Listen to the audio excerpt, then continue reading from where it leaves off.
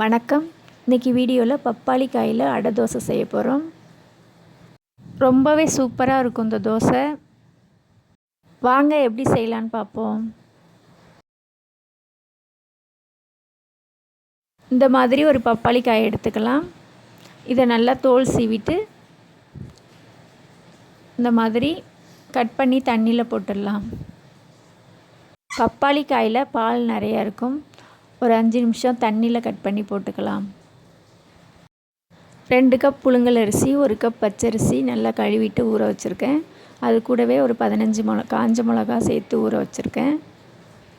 ஒரு அரை கப் பச்சை பயிறு, அரை கப் கடலைப்பருப்பு சேர்த்து ஊற வச்சுருக்கேன். இப்போது ஒரு மிக்ஸி ஜாரில் அந்த காஞ்ச மிளகாயை சேர்த்துக்கலாம். கூடவே அந்த அரிசியும் சேர்த்துட்டு 1 ஸ்பூன் ஜீரகம், 1 ஸ்பூன் சோம்பு, தேவையான அளவு உப்பு சேர்த்துக்கலாம். நல்லா நைஸாக அரைச்சிட்டு வந்தாச்சு. ஒரு 10லேருந்து 15 பல் பூண்டு நல்லா உரிச்சிட்டு சேர்த்துருக்கேன். அந்த பச்சை பயிரும் கடலைப்பருப்பும் சேர்த்து அரைச்சிட்டு வந்துடலாம்.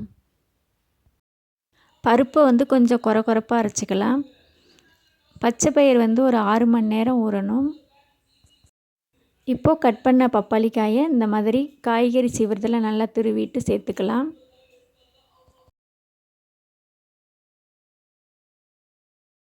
இப்போது 1 ஸ்பூன் மஞ்சள்தூள் சேர்த்துக்கலாம்.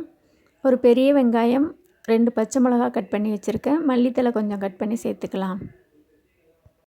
ஒரு துண்டு பெருங்காயம் வெந்நீரில் ஊற வச்சுருக்கேன். அதையும் கரைச்சி சேர்த்துக்கலாம். இப்போது எல்லாத்தையும் ஒன்றா நல்லா கலந்துக்கலாம். ஒரு 10 நிமிஷம் அப்படியே வச்சிடலாம். இப்போது ஒரு தோசைக்கல் அடுப்பில் வச்சுருக்கேன். கொஞ்சமாக ஆயில் சேர்த்துட்டு மாவு சேர்த்துக்கலாம். தோசை நல்லா சாஃப்டாக வேணும்னா அடுப்பை மீடியமாக வச்சுக்கலாம். நல்லா கிறிஸ்பியாக வேணும்னா ஹையில் வச்சு சுட்டுக்கலாம். இட்லி தோசைக்கு மாவு இல்லாதப்போ இந்த மாதிரி சட்டுன்னு ஊற வச்சு அரைச்சி செஞ்சிடலாம். 2 பக்கமும் நல்லா திருப்பி விட்டு ஆயில் சேர்த்துக்கலாம். 1 ஸ்பூனுக்கு 2 ஸ்பூனாக தேவைப்படும் எண்ணெய். இந்த அளவுக்கு நல்லா வெந்ததும் இப்போ எடுத்துக்கலாம். ரொம்பவே சூப்பராக பப்பாளி காயில் அடை தோசை ரெடி ஆயிடுச்சு.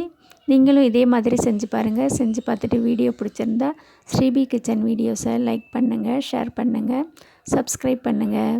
நன்றி.